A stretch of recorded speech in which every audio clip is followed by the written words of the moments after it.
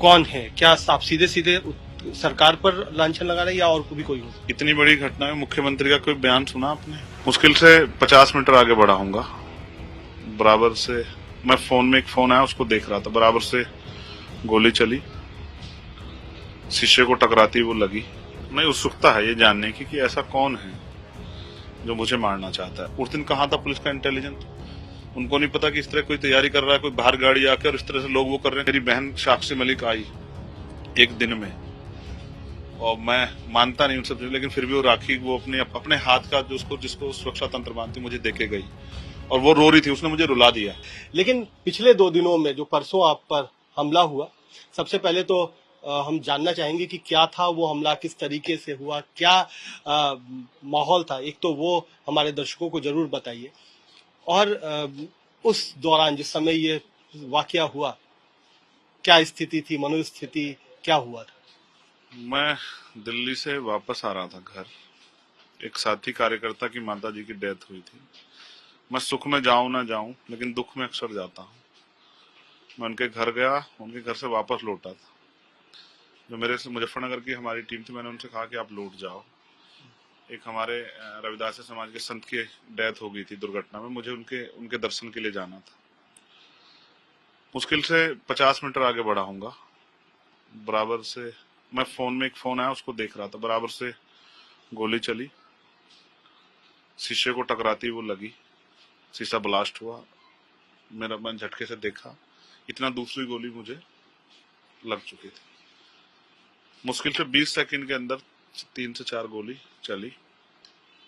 दूसरी गोली में मैंने मनीष से कहा कि फायरिंग हो रही, गिर गए। जो जिस गाड़ी से गोली चल रही थी वो गाड़ी मुझसे 10 मीटर आगे जाके 5-10 मीटर करीब खड़ी हो जाती है, और वहां से एक लड़का झूलता हुआ खिड़की पकड़ के बाहर निकलता है, और वो वहां से फायर करता है। मैं नीचे बैठ जाता हूँ। फिर मनीष गाड़ी आगे करता है, और मैं उनसे कहता हूँ कि यू टर्न लेके वापस ले लो गाड़ी। मुझे ऐसा लगा कि उनको वो आश्वस्त होना चाह रहे थे कि जिंदा है, मर गया है। जब उन्हें लगा कि जिंदा है तो फिर उन्होंने इसलिए वहां जाके सामने से फायर की, और जब उन्हें लगा कि अब वो कुछ कर नहीं पाएंगे तो फिर उन्होंने गाड़ी वहां से भगा ली, और मैंने भी अपनी गाड़ी दूसरी साइड ले ली। फिर मैं वहां मैंने यहाँ के उच्च अधिकारियों को फोन किया कि भाई मेरे साथ ऐसा हुआ है, और फिर मैंने एक गांव में ले जाके सुरक्षित जगह पे गाड़ी रोकी। मैं उसका अपने कार्यकर्ता के घर गया, वहां मैंने देखा बुलेट्स थी गाड़ी में, शीशे टूटे हुए थे, और मुझे खुद लगी थी, ब्लड निकल रहा था। फिर मैं लेट गया, तो उसके बाद मैं हॉस्पिटल गया। उसके बाद का मुझे सही तरह याद। तो आप क्या खुद ड्राइव कर रहे थे उस वक्त कार को? क्या था, मतलब ये ऐसी क्या कोई भनक थी कि इस तरीके का हमला हो सकता है, इस तरीके का जानलेवा हमला हो सकता है? क्योंकि पॉलिटिकल मायनों में अगर हम देखें तो बहुत सारे हमले होते हैं और कई सारे लोगों पर हुए हैं। तो क्या आपको इस तरीके की आशंका थी कोई कभी इस तरीके की? मैं जब यहाँ रहता हूँ, घर पे आता हूँ, तो कई बार यहाँ रेकी वगैरह उस तरह की हुई है, और मैंने यहाँ के उच्च अधिकारियों को सूचित भी किया। मैंने 2 साल पहले भी ऐसा कुछ हुआ था, मैंने सूचित किया था। मैंने एप्लीकेशन भी डाली सुरक्षा के लिए, फिर मैंने दोबारा एप्लीकेशन डाली। उन्होंने इस मामले को बहुत सीरियसली नहीं लिया। तो फिर अभी 8 दिन पहले मैं नोएडा में था, किसानों के प्रोटेस्ट में गया था। वहां एक गाड़ी ने हमारी गाड़ी को इस तरह से आगे पीछे उसने किया, तो मैंने उसको इग्नोर कर दिया और हम चले आए। उस दिन कुछ आइडिया नहीं था, मुझे था मेरे जिले में तो हो नहीं सकता। यहाँ तो मैंने यहाँ के प्रशासन से मैंने कहा कि मेरा जिला है, कोई व्यक्ति किसी पार्टी में कोई फर्क नहीं पड़ता, लेकिन यहाँ ये मेरा परिवार है। मैं यहाँ चुनाव में भी जाता हूँ कुणाल भाई, तो कहता हूँ कि देखो, ये नहीं कहता कि वो पार्टी का प्रत्याशी खराब, मैं कहता हूँ सारे प्रत्याशी अच्छे, लेकिन मेरा ज्यादा अच्छा काम करेगा, क्योंकि ये मेरा परिवार है, मेरा जिला, और मैं यहाँ किसी मामले में इन्वॉल्वमेंट। तो मुझे उम्मीद नहीं थी कि यहाँ मेरे साथ ऐसा हो जाएगा, और मैं ये भी मानता हूँ हो सकता है जब घटना खुलेगी तो वो लोग यहाँ के होंगे भी नहीं, क्योंकि चाहे कुछ भी है, व्यक्तिगत मेरे किसी को झगड़ा नहीं, वैचारिक झगड़ा हो सकता है, और राजनीतिक मैं समझ नहीं पा रहा हूँ कि अगर कोई राजनीतिक लाभ के लिए ऐसा कर रहा होगा, नुकसान के लिए किसी को नुकसान हो रहा हो, तो इतना बड़ा कदम मैं इसको सही नहीं मानता। लोकतंत्र में इस भाषा को सही नहीं मानता। लेकिन ये हमला हुआ, घटना हुई, ये एक सत्य है। कुछ लोगों को पकड़ा भी गया है, हिरासत में भी लिए गए हैं। क्या आपको जानकारी है कौन से लोग हैं? क्योंकि ये जानने के लिए तो आपके मन में भी उत्सुकता उतनी ही होगी कि हाँ, कौन लोग हैं जो आप पर हमला करना चाह रहे थे, आपको जान से मारना चाह रहे थे। नहीं, उत्सुकता है ये जानने की कि ऐसा कौन है जो मुझे मारना चाहता है और मुझे मेरे मरने से उनको क्या लाभ है।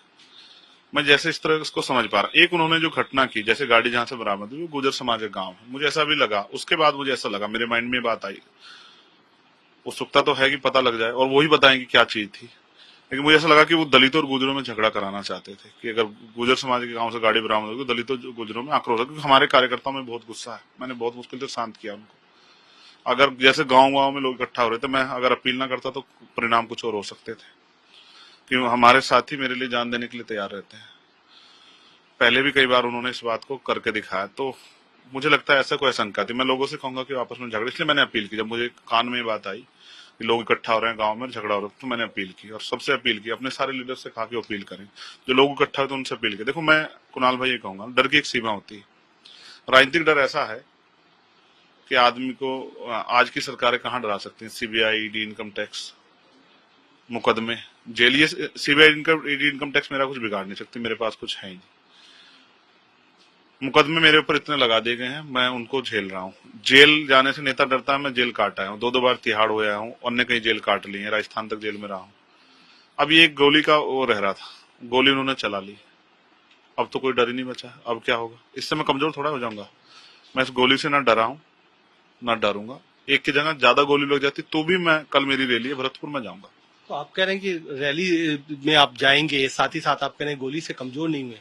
कई लोग कह रहे हैं कि गोली से मजबूत हो गए हैं चंद्रशेखर आजाद। मजबूत हो गया हूँ, यही एक डर, यही एक बचा था। देखो, डर के मैंने कहा ना, स्टेप होते हैं ये आखिरी था कि आदमी के जान पे बना है। जान पे तो मेरी पहले भी कई बार बनी। बुलंदशहर में गोली चली मेरे ऊपर, मेरे पास में मुजफ्फरनगर में। देखो, कानून की जो है सरकार, उससे थोड़ी नाराजगी इस बात की है। मुजफ्फरनगर में मेरी गाड़ियों पे हमला हुआ था जब हम ये चुनाव जीते। दर्द हो रहा है आपको? दर्द हो रहा है, ज्यादा देर बैठ नहीं पा रहा। जब हम खतौली का उपचुनाव जीते तो उसके बाद में एक धन्यवाद सभा में गया था। उस दिन मेरी गाड़ियों पे हमला हुआ और मैंने, पुलिस के अधिकारी मौजूद थे मौके पर, उन्होंने कहा हम बहुत कुछ कार्रवाई करेंगे, लेकिन कोई ठोस कार्रवाई नहीं की। उसका परिणाम ये हुआ कि उससे अपराधियों के हौसले बढ़ गए। उन्हें लगा कि भाई कुछ होता तो है नहीं, और वैसे भी एक दलित का बेटा, मार दो, ज्यादा ज्यादा क्या होगा कि सजा हो जाएगी, लेकिन गौरव तो बढ़ जाएगा। तो अगर उस घटना पे सही कार्रवाई होती तो आज ये इतना बड़ा घटना नहीं होती। उससे ना, मैंने हमेशा कहा, अपराधी का संरक्षण करने से अपराधी को, अपराध का समर्थन करने से अपराधियों को बल मिलता है, अपराध कम नहीं होता। यहाँ सरकार की जो सोच है अपराधी को संरक्षण देने की, वो गलत है। मैं इसका कभी समर्थन, और किसी सरकार का समर्थन नहीं करूंगा। अगर कोई अपराधी को संरक्षण देगा, मैं उसका कभी समर्थन नहीं करूंगा। अच्छा, लेकिन आपने कल कह दिया, ये इसकी अभी पुष्टि भी नहीं हुई है कि किन लोगों ने हमला किया। आपने कहा कि ये राजनीतिक तौर पर संरक्षित हैं, ये एक तरीके से राजनीतिक आप पर हमला था, राजनीतिक लोगों ने करवाया। ये आपने किस तरीके से ये निष्कर्ष निकाल लिया, जबकि अभी आप भी कह रहे हैं कि आपको पता नहीं कि किसने हमला किया, कौन लोग इसके पीछे थे? देखो, ये बहुत आसान है। गाड़ी हरियाणा नंबर की है। पूरी घटना राजनीतिक प्रेरित थी, क्योंकि मुझे, जब हमने इसकी इनपुट इकट्ठा की एक दिन में, तो वो 10 साढ़े 10 बजे से हम आसपास मौजूद थे, रेकी कर रहे थे। जरूरी नहीं यही लोग शामिल हो, और भी लोग शामिल हो, कहीं और भी कोई गाड़ी खड़ी हो, इनसे चूक जाते तो उनका सामना करना पड़ता। हो सकता है इसमें बहुत सारे सफेद पोस्ट भी शामिल हो, कुछ अधिकारी भी शामिल हो। राजनीति प्रेरित इसलिए क्योंकि गुजर समाज के गांव में जाके गाड़ी खड़ी कर दी, इसलिए भी राजनीति प्रेरित लग रहा है कि कोई झगड़ा हो जाता। और सबसे बड़ी बात और अहम, जिसपे हमारा ध्यान जाना चाहिए, कहाँ है पुलिस का इंटेलिजेंस? पुलिस को एक एक सेकंड की सूचना होती है कि चंद्रशेखर कहाँ से जा रहे हैं, किस आंदोलन में क्या। उस दिन कहाँ था पुलिस का इंटेलिजेंस? उनको नहीं पता कि इस तरह कोई तैयारी कर रहा है, कोई बाहर गाड़ी आके और इस तरह से लोग वो कर रहे हैं। कहाँ, क्या है ये, कौन सी कानून व्यवस्था है? तो बिना सत्ता के संरक्षण के इतना हौसला नहीं आ सकता है। मैं भी हिम्मत रखता हूँ, मेरे पास भी हथियार हो सकते थे, मैं भी हमला कर सकता, जवाब, उनकी जान भी जा सकती थी। मेरे जो 7 लोग थे उनकी जान भी जा सकती थी। उनको इस बात का भी वो होगा। तो जब इतना कुछ है तो कोई तो संरक्षण था, जिनको, उनको ये पता था मेरे पास हथियार नहीं है, यानी कि इनके पास अच्छी इन्फॉर्मेशन थी। उनको ये भी पता था कि वो वहां से अकेली गाड़ी से गुजरेंगे या उनके साथ के लोग आगे पीछे हैं। तो सब कुछ बड़ा षड्यंत्र करके किया गया था, और बिना सत्ता के संरक्षण के यहाँ किसी नेता की हत्या आज तक नहीं हुई है। आप जिसकी देखोगे आपको यही मिलेगा। इसलिए मैं मानता हूं कि किन की बात कर रहे हैं? बहुत सारे लोग हैं, आप किसी का उठा के देखो। बिना सत्ता संरक्षण की हत्या नहीं हुई। यहाँ तो मैं तो कुछ भी नहीं हूँ, मैं तो एक सिपाही हूँ माननीय काशीराम बाबू साहब मूवमेंट का, लेकिन यहाँ तो प्रधानमंत्री की हत्या हुई है। तो मुझसे किसी का मैंने किसी का पूरा ही नहीं किया, तो मुझसे क्या किसी का विरोध हो सकता। मैं तो चाहता हूँ कि दूध का दूध पानी का पानी हो, और अगर इनसे नहीं हो रहा तो सीबीआई जांच करा के मुझे भी, मैं भी जानना चाहता हूँ कि कौन लोग हैं जिनको मुझसे इतना खतरा है, जो मेरी जान लेना चाहते हैं। और मैं फिर कह रहा हूँ, मेरी जान से डरेंगे नहीं लोग। मेरी जान जाने से, मेरी जान जाने से हमारे लोगों में और बल पैदा होगा, और चंद्रशेखर पैदा होंगे, और क्रांति पैदा होगी, और लोग और तन मन धन से काम करेंगे। लेकिन ये भाषा मैं नहीं समझता हूँ। लेकिन आप एक दलित युवा नेता हैं, कौन है जो आपको कांटे की तरह समझता है, कौन अपने रास्ते से कांटा निकालना चाहता है? कुछ आपको तो आवाज तो जरूर होगा। आप कह रहे हैं कि सत्ता से संरक्षण है, कौन है? क्या आप सीधे सीधे सरकार पर लांछन लगा रहे हैं, या और भी कोई हो सकता इतनी बड़ी घटना में मुख्यमंत्री का कोई बयान सुना आपने? आप मुझे बताओ। बड़ी बात यह है, मुझसे मेरे मरने से किसको फायदा है? ये राजनीतिक इशू है, राजनीतिक रूप से किसको फायदा है, लेकिन मेरी वजह से किन लोगों को तकलीफ है, ये बड़ा सोचने का सवाल है। मैं करता क्या हूँ, ये भी इसके लिए इस काम को जानने की जरूरत है। मैं कमजोरों की आवाज उठाता हूँ। पहले गांव में बच्चों का रेप होता था, हत्या होती थी, अपमानजनक काम होते थे, उनपे मुकदमे दर्ज होते, गांव पंचायतों की चीजें खत्म हो जाती थी। कोई मुकदमा लिखा, आज मुकदमे लिखे जाते हैं, लोग जेल जाते हैं। घोड़ी चढ़ने पे अन्याय होता है, चंद्रशेखर जाता है। मूछे रखने पे किसी हत्या, चंद्रशेखर जाता है। पानी छूने पे किसी हत्या होती है, चंद्रशेखर जाता है। आज उन अपराधियों को सजा मिलती है। और देखो, मैं फिर आपको स्पष्ट कर दूं, जाति, भारत में जाति व्यवस्था में दलितों में पैदा हुआ, चमार जाति में पैदा हुआ, ये एक अलग बात है। लेकिन मैं जाति व्यवस्था को नहीं मानता। मैं भी पहलवानों के लिए लड़ा, इसलिए लड़ा कि उनके ऊपर जाति का इल्जाम लगा। मैं अभी गुर्जर समाज के गौरव की यात्रा के लिए संघर्ष किया।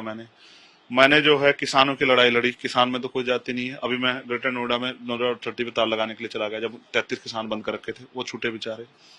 मैं तो हर उसके लिए लड़ा। मैं सीएन पर एनआरसी में लड़ा। सरकार को मुझसे खतरा है। सीएन पर एनआरसी में जो उन्होंने माहौल बनाया था हिंदू मुसलमान का, वो नहीं कामयाब हो पाए। जब मैंने आगे कॉन्स्टिट्यूशन की बात रखी और मैंने सच बताया कि किसके खिलाफ है, तो उनको पीछे हटना पड़ा। तो मैं तो सबके लिए लड़ता हूँ। जाति की वजह से आप मुझे दलित नेता कहते रहेंगे, लेकिन मैं बहुजन समाज में पैदा हुआ हूँ और देश की हर बहन बेटी के सम्मान के लिए लड़ना चाहता हूँ। और मैं चाहता हूँ मेरी लड़ाई नौजवानों के लिए, रोजगार की है, किसी एक जाति के लिए थोड़ा ही।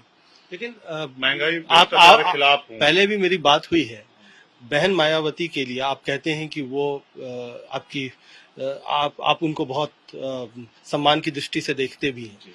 लेकिन ये हमला हुआ, पूरे देश से नेताओं का मैसेज आए, ट्वीट आया, बयान आया, तमाम पार्टियों का। आपने एक तो नाम ले लिया कि मुख्यमंत्री योगी आदित्यनाथ ने कुछ नहीं कहा, लेकिन बहन जी ने भी कुछ नहीं कहा। देखो, मैं समझता हूँ कि इसमें कुछ भलाई होगी जो उन्होंने कुछ नहीं कहा, और मैं समझता हूँ उनका प्यार आशीर्वाद मुझे पहले से मिलता रहा, और अगर उनकी चुप्पी है तो इसमें भी मुझे लगता है कि कुछ भलाई होगी मेरी। उनकी चुप्पी में भी मेरा लिए आशीर्वाद ही होगा। मैं तो उनके लिए मंगल कामनाएं करता हूँ, वो स्वस्थ रहें, दीर्घायु हो, और मैं उनके सम्मान का भी वो समझता हूँ। अभी मेरा कद शायद इतना नहीं है कि वो मेरे लिए कुछ लिखें, तो मैं मगर ये सोचता हूँ जब मेरे साथ हो सकता है तो किसी के साथ भी हो सकता है। मुझे चिंता है विपक्ष के उन लोगों की जो मुखर होकर लड़ रहे हैं। इसलिए मेरा सरकार से आग्रह है, मुझे छोड़िए, लेकिन जो नेता अपने अपने समाज के लिए और उत्तर प्रदेश या देश भर में राजनीति कर रहे हैं अपने लोगों को आगे बढ़ाने के लिए, उनकी जान खतरा है। क्योंकि जो सरकारें बैठी वो आज आलोचना, विरोध को बर्दाश्त नहीं कर पा रही, और वो उसको कुचलने के लिए हथियारों का प्रयोग कर रही है। मैं इस भाषा को सही नहीं मानता। आपको ही पता है ना, बीजेपी के नेता नारे लगाते हैं गोली मारो सालों को, तो उनके संदेश गांव गांव तक जा रहे हैं कि जिससे आपका विरोध है उसको गोली मार दो। ये ठीक नहीं। लोकतंत्र में आप मैदान में आके मुकाबला कीजिए। मैंने तो अभी चलना भी नहीं सीखा। 3 साल की हमारी पार्टी है, मैं तो अभी घुटनों पे भी नहीं हूँ। अभी तो लोगों ने मेरा नाम ही जाना है। अभी तो मैं काम करूंगा 10 साल 20 साल, आप देखना। तो मुझसे मुकाबला करना है ना, 2-4 साल बाद मैदान में करना।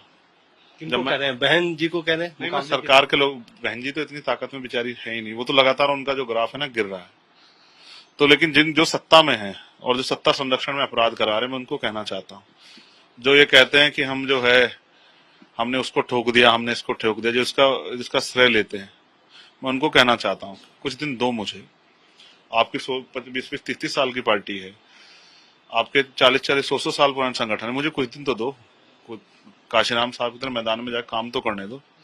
इस तरह के माहौल से बाहर निकल के फिर मेरा सामना करना, मैदान में आके मेरे लोगों का सामना करना, फिर बताऊंगा जिस वोट को मानव प्रकाश सामने इस बात के साथ तैयार किया कि वोट की रक्षा बहन बेटी की रक्षा की तरह करनी, उसको संगठित करने तो दो, फिर मुकाबला करना कि नोटों वाले जीतेंगे या वोटों वाले जीतेंगे। अच्छा, आपने कल कहा कि मैं तो हेडमास्टर का बेटा हूँ, कोई रानी का बेटा थोड़ी हूँ। क्या था, कौन, किन रानी के बेटे की तरफ आपका इशारा था? नहीं नहीं, रानी से बेटे का मतलब ये है कि मैं किसी धन्ना सेठ उद्योगपति का बेटा नहीं हूँ जिसकी सुरक्षा में बहुत कुछ होगा, या जिसके जीवन को उस तरह से, क्योंकि देखो बड़ा आदमी मरता है ना तो कानून बनते हैं, कानून बदलते हैं, गरीब आदमी मरता है तो मजाक उड़ती है। तो मैं गरीब हूं तो, और इन्हीं वर्गों में से आता हूं, इनमें से एक हूं, तो शायद मेरे मरने से शायद कानून ना बदले, सरकार ना जागे। लेकिन अगर कोई बड़ा आदमी, कोई बड़ा नेता, किसी उद्योगपति का के परिवार से किसी को नुकसान होगा तो शायद जो है बहुत बड़े परिवर्तन हो जाते हैं। ऐसा मैंने कई बार लेकिन देखा। कई लोगों ने कहा कि रानी से आपका कुछ विशेष आशय था, राजा भी आप कह सकते थे, आप धन्ना सेठ भी कह सकते थे, लेकिन रानी का बेटा आपने कहा है तो इशारा कहीं और है। जरा अब मुझे जहां तक पता है चंद्रशेखर आजाद तो बहुत बेबाक है, जब बता दीजिए कि क्या है वो रानी से आशय किन की तरफ था? मैं राजा के बेटे के बारे में कह देता हूँ कि मैं राजा का बेटा नहीं हूँ। जो लोग अपना हक चाहते हैं, लड़ना चाहते हैं, तैयार हो चुके, मैं उनको इकट्ठा करने का प्रयास कर रहा हूँ। और मैं चाहता हूँ कि आपस में जातियों का झगड़ा ना हो। देखो, हम जोड़ने की राजनीति कर रहे हैं, जोड़ के ही काम आगे बढ़ सकता है। आज जहां ऐसा माहौल है, वहां इन लोगों को जो आगे बढ़ना चाहते हैं या जो समझ चुके हैं चीजों को कि जब आप अपने हक के लिए जाओगे तो आपको सामना करना पड़ेगा, सरकार को मार भी खानी पड़ेगी, गोली भी खानी पड़ेगी, तो उन लोगों को मैं संगठित करना चाहता हूं। और ये पूरा झगड़ा मुझे लगता है कि जिनको मैंने एकता बनाई उनमें झगड़ा कराने का भी प्रयास था मेरी हत्या के बाद। अगर मेरी हत्या हो जाती है मेरे साथ वाले, तो हम क्या जवाब दे पाते किसने की और कौन था। लेकिन उस गाड़ी को देख के बहुत बड़ा जो है झगड़ा हो सकता था, मैंने उसको रोका। अब मैं गया था ना नोएडा अथॉरिटी पे, वहां ज्यादा लोग गुजर और यादव समाज के बंद थे। उन माओ ने मुझे ना गले लगा के आशीर्वाद दिया, जब वो हमें सफलता मिली उन्होंने आशीर्वाद दिया। ये प्रेम मुझे लड़ने की शक्ति देता है। जब मैं किसी गांव में जाता, आज यहाँ माएँ आ रही हैं, मैं उनको जानता भी नहीं, वो मेरे सर पे हाथ रख के कहती हैं कि वो अपने शब्दों के भगवान तुम्हें खुश रखे, सारी बलाओं से मुसीबत से बचाए। मैं जब पहलवानों के लिए लड़ा, मैं सारी लड़ाई आते में, मेरी बहन साक्षी मलिक आई एक दिन में, और मैं मानता नहीं उन सब चीजों, लेकिन फिर भी वो राखी, वो अपने हाथ का जो उसको जिसको सुरक्षा तंत्र मानती मुझे देके गई, और वो रो रही थी, उसने मुझे रुला दिया। जब वो खूब रोई तो मैंने कहा तो रोएगी ना, तो मैंने आते भी उसको डांटा कि बहनों के आंखों में आंसू नहीं देख सकता हूँ। मैंने ये प्यार कमाया कुणाल भाई, ये पैसे से नहीं आता है, ये संघर्ष से आता है।